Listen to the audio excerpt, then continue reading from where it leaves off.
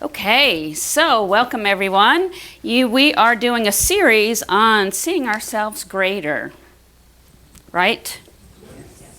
And what's our affirmation? I am one with my unlimited Father, Mother, God. How does that make you feel? Good. Can you embrace that? Okay. So last week, Cindy's service, she talked about a study on how we all have natural tendencies to display genius when we are young. And as we get older, the capacity to display that genius was diminished greatly. Remember at 98%, we all had 98% capability, and then by the time we were, 15, it goes down to 2%. And that non-creative behavior is learned. And our homework was, does anybody remember? Yes, think of an activity or talent that was natural for you as a child and allow yourself to expand that, which is that natural gift that you brought from Spirit. Because that's an easy way to start expanding and feeling yourself bigger, having Spirit move through you. And then we were to look at everything as an experience or experiment where we don't have to know what's going on. And we don't have to know what's going to happen. To not have an expectation of an outcome because we're just doing an experiment. So we don't have to succeed and there's no failure. We're just doing an experiment because if we feel we have to be perfect and have success, then that having to be perfect narrows your manifestations down. Has to be this way, right? So how did we all do? Was everybody working on expanding and finding their gift? And and if you didn't see it, I would highly recommend catching it on YouTube. So this week we're going to look at how we can dream bigger in our relationships. So relationships are the way in which two or more concepts, objects, or people are connected and behave towards each other. And we, as metaphysicians, will be looking at how the energy is flowing between all of these. And we'll be, because we have many different relationships, right? We have relationships with our parents, with our child, husband, wife, siblings, work, nature, Christ, God. We have everything is relationship because we're all connected, right?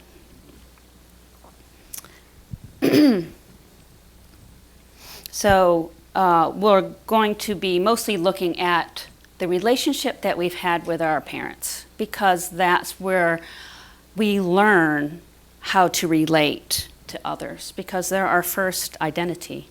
We look at them to say, who am I? How am I supposed to be doing this? And everything. So we're going to be looking at that mostly. Take a breath. Okay. So when Cindy said, oh, we're doing the service on dreaming big and bigger, and you're going to do the service on dreaming bigger in relationships. And I said, my reaction was, Cindy, you know I'm not a dreamer. I am a do-what-you're-told person. Do what you're told. I just follow do what you're told. Dream, I'm not a dreamer. I'm not a dreamer. And so this week, of course, after last week's service, I went home and started thinking about, I didn't really have dreams. I didn't have dreams. And I started thinking, I grew up in the 60s, 70s, 80s. And my dreams as a child were connecting with animals because I watched shows like Gentle Ben, Lassie, Flipper. And I wanted to talk to the animals and I wanted to save all the animals. And then I always liked being in the woods because then I could connect with the animals. And then there was the commercial with the Native American standing amongst all the litter and trash with that tear coming down his eye. Well, then I had to save the earth. I was going to save the earth because it was being destroyed. And so that's what I was going to do. That was my big dream at 6, 7, 8. And then there was this commercial. We're TV generation. That had all these people coming together. It's that Coke commercial. And every time it came on, I would run and I would cry and sing to it. Remember, I'd like to buy the world a home and furnish it with love, grow apple trees and honeybees and snow white turtle doves. I'd like to teach the world to sing in perfect harmony while standing hand in hand. It's the real thing. But they had people of every color, of every nation standing there together. And I grew up in a very diverse, ethnic and colored neighborhood in a small town in the Northeast. And so that was everybody to me. And I thought, why? Can't people just get along? Can't people just get along? I wanted everyone to be happy. And because my parents didn't display happiness, they didn't fight, but I grew up with, my dad was first generation Polish, my mom French German, hard workers. My mom was creative. She knit, cooked, baked, sewed. She worked. She was also, could be mean and depressed, strict, critical. She was nurturing. She was supportive. But what qualities do we remember? And my dad was quiet. He was fun outside the house. He wanted to be very active, do things. Mom didn't want to go anywhere. And so they didn't really talk. So it was like walking on eggshells. So what I was learning, how do I relate to people? How do I relate? There was resentment, there was grudges, but there was a lot of, it wasn't like that bad. I mean, but that's the patterns that we pick up. And now that we are moving into relationship with the outer. And so as 6, 7, 8-year-old trying to have these big dreams about the earth and the world, my dreams became an escape to a new reality. I'm going to dream that I'm going to get out of here and I'm going to live in the woods and I'm going to do what I'm going to do and I'm going to let my kids do what they want to do because I'm never going to tell them they can't play with their friends. I'm not going to say that just because I said so. I'm not going to say those words. We all do, don't we? Yeah. Yeah, we all said those. We all said those. And so my dreams, I did have dreams, but I felt insignificant. And then my dreams became just escaping to create a space where I could live and be happy. Has anybody done that? Okay, all right. So in our connections, in our relationships, we have all these agreements that sometimes they're contractual, written, and most of them are all energetic. We have these strings and ribbons and cords that go out to all of our relationships that say, okay, I'm going to act this way. It could be, I'm going to support you in being your victim and less than while I have all the power. It could be, I agree to love and support you in all ways. It could be, I'm just going to be doing, you do this, it's conditional. These behaviors are mostly unwritten, but they come from what we've learned and witnessed from our childhood. Is everybody with me? So we have these expectations, and we've been learning to release expectations, right? So my reaction to Cindy was the whiny child. I was the whiny child. We react either as the critical parent or the wounded child. Or we can react or act as our unique self. Because we have that, all the different spectrums of behaviors that we've witnessed, that we now pull out and go, well, I know how to nurture, so I'm going to take care of you. But if you don't do what I want, then I'm either going to lock myself in my room or I'm going to fight back. You know, we have this, I'm going to do this or that, whatever we've learned. So, do we parent our spouse? Do we treat them like, are we critical of them? Are we supportive of them? And how do they react to us? Do they react as the wounded child? Like John will say, you don't call me down. And I'm like, and I go, I'm not calling you down. I go, honey, that means stop, because you're going to go over the line. Or you might be getting too big, and I don't know how to handle that. So that's how we learn. And then as we go through our relationships, we move and adjust. Okay. In the newsletter, if you all read your newsletter, there's a quote by White Eagle, and it says, "It is your reaction to the now which is your future. Never look into the future and anticipate this, that, or the other. For to do so is to live in fear. Live today with God, and your future can hold nothing but joy."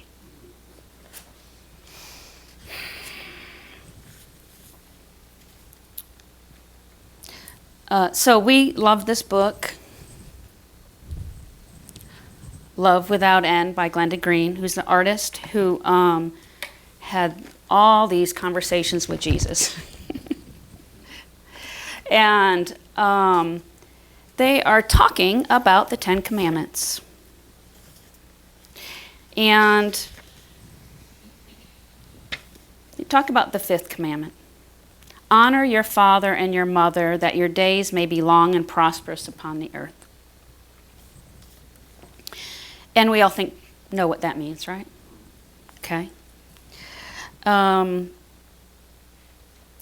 Jesus says, the love that empowers this commandment is actually the love of everyone that has come before you. Respecting the bringers and givers of what has come before you and are able to receive, you are able to receive with nourishment all that is offered. You cannot stand on the shoulders of someone of whom you have no respect. History is a part of each person's collective advantage. Surely there is something in each person's history which is acceptable and worthy of receiving with love. When I told you to bless the food you received into your body, it was to help you understand more fully that it is love more than food that nourishes you. The same is true of your personal and cultural heritage. You will make no progress in life without the love and respect for that which has preceded your arrival on the earth. Living and working together is key to brotherhood and prosperity. In honoring that which you are building, you create a foundation to move forward. Your attention will be entirely moving ahead rather than trying to replace that which you refuse to respect. And as I look back, my dad worked the same job 45 years, retail. Mom worked a lot of different things. We didn't have much. They paid for my college to go out of state, which is expensive. I mean, loans, and I had loans. And then, but did I respect that? Did I have the capacity to honor all that they sacrificed? No. I was getting in the car going to college, and my mom was standing out there crying. I'm like, why are you crying? I am out of here. Why are you crying? You're miserable, you're miserable. I'm getting out of here. Why are you crying? did not have the capacity, even though they didn't say they made sacrifices. I probably energetic felt they made sacrifices, but I was too busy holding on that dream. I'm getting out of here, and dishing everything that they did. But I was a good kid. I did, mostly everything I was told, and except when I rebelled. So let's see.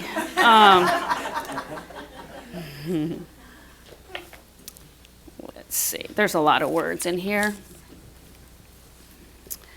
Denial of the past causes man to spend his life reinventing the wheel. Such a man will tend to break continuity. Thank you. You know what I'm going to say. Or misguided assumptions that starting from scratch brings more personal fulfillment. Or he will break that which has been given in order to prove he can fix it in a better way. I'm not going to do what you did. I'm going to do the opposite of what you did. How will your days be long and prosperous if you don't honor that upon which you are building? Okay. All right. So Jesus talks about a person's first context is family, like your conditions or circumstances. And so there may be problems and hardships which need to be healed or left behind. Sometimes that's the case. Although a context that is not understood and handled is a context which cannot be left behind. Do you get that? Okay. Unfortunately, many children begin their lives by denying their context, choosing not to build upon their innocent beginnings. Instead, such statements are made as, I will begin my life after I'm out of here, I'm out of this place, or perhaps they will protest the lives of mom and dad or other family members, promising that they will never be like them. With great resistance, objections are formulated and forceful proclamations are made about not repeating the mistakes of others. Have we all done that? Oh, yeah. Once. This is what Jesus says. All life is a stream of energy, experience, and love. Learning from the perils and shortfalls of others is a mark of wisdom. However, when a person rejects the flow of life which brought the experience to him, he destroys the context for future understanding and resolution. This is pretty heavy, isn't it? He said also by denying a context, one's attempting to create a vacuum. So we know if we try and cut away something, that the energy is going to be replaced with the same energy, right? Law of vacuum. We cannot cut away because we are still always connected. The universe will tolerate many illusions, but not the existence of a vacuum. No sooner a vacuum created that it's filled with the very thing which caused it to happen. One of the surest ways to become like what you judge is to separate yourself from it and create an emptiness. So how many times have we done that? I'm cutting you off, cutting there. No, I'm not going there. Nope, nope, nope, nope. And we have good intention. We're protecting ourselves. And we're trying to do good, be better. But by doing that, we're not going to learn or heal. Because we're going to keep experiencing, because that energy, that cord is still there. History repeats itself generation after generation because of judgment and denial, which creates ruptures in the flow of life. The universe fills the ruptures quickly with the very thing you objected, denied. It would profit mankind greatly to understand the heart's power to accept, process, purify, and allow the things which are less than perfect to serve their purpose and move on. That sounds simple. How easy is it to do? Life is an ever progressing stream of love, creation, consciousness, and action.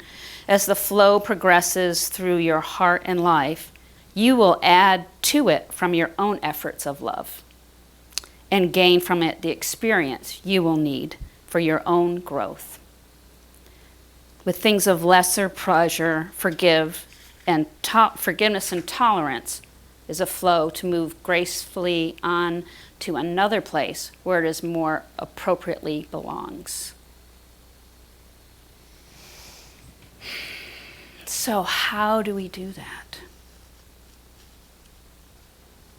Because we all get caught, all those chords are charged with emotion, aren't they? We have declared and proclaimed what we're going to do, what we're not going to do. And so those chords are very like chains. We try and cut them, but they can't really be cut. They have to be unraveled and expanded. And isn't that what we're doing? We're trying to bring God into this vessel to be inspired. We're bringing God to be bigger into ourselves. And that's where we bring God into our relationships to transmute those chords into an energy that can move back and forth, that can freely move, and because we're all connected. So to think that we're not connected is wrong. As much as we like it or don't like it. We're all connected. And yet we can move to a different vibration, and those chords will shift and change, and they will go to where they appropriately need to be in divine order. Therefore, to move forward with growth and prosperity, you will need to acknowledge the love and respect of the patterns of generations that brought your life to you. And this is part of divine order. So I know that my dad, being first generation, their family, as young teenagers, came over on a boat, starting a new adventure. And I don't even know what the generations before that and before that. And my mom's side, I don't know, German, French, all those experiences of all the multicultural and generations of people that have tried, that were strong, that seemingly failed, that made judgments, that tried to do their life around the circumstances that they had and the consciousness that they had. But if all those people did not do that, then I would not be here, and you would not be here. And what about our children?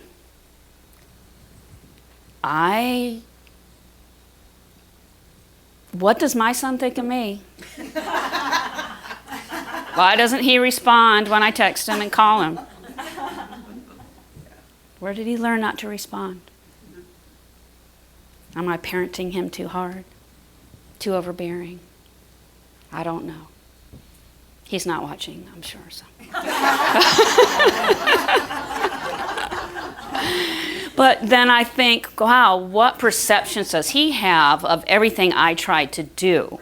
Because what were my perceptions of my parents and everything they tried to do? And why do I remember not the best times? And what stands in his consciousness of how he relates in this world now based on what I've done? And I can ask for grace. So we ask for a blessing on all of our generations and all our future generations. So why don't we go within and try and soften those chains? How's that? Okay. So just close your eyes. Take a nice deep breath.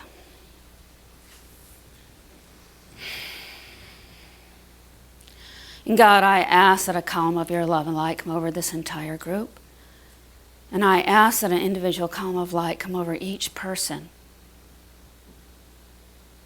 I ask that Jesus the Christ stand with each of us and their angels, guides, and teachers. And I ask that we be lifted up into a space where we can see all those threads and chains and cords of expectations of judgment that go out to all our relationships, to our previous generations.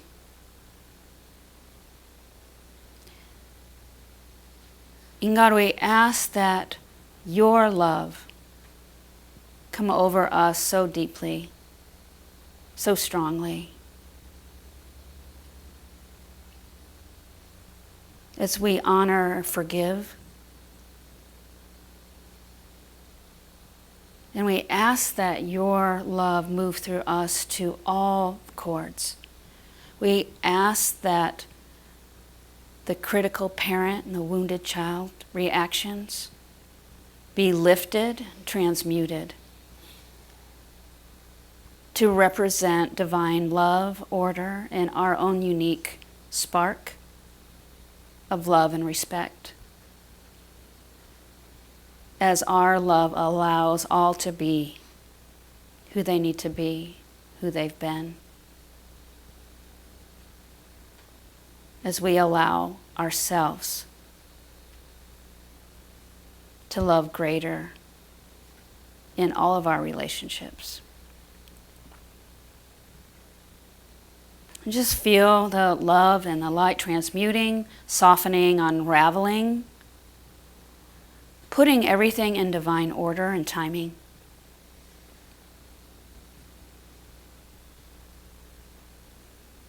And just feel your energy being even stronger. And God, we ask to be this love, express this love without limitation, expectations, conditions in all of our relationships through time and space.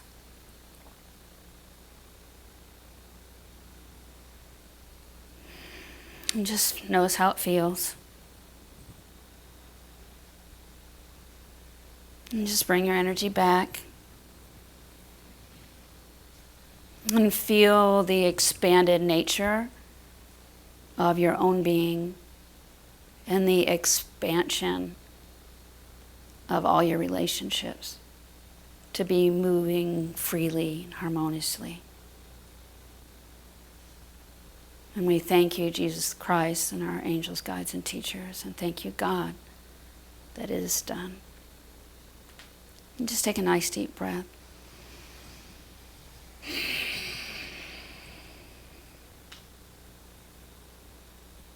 Just feel your gratitude. And just when you're ready, just gently open your eyes.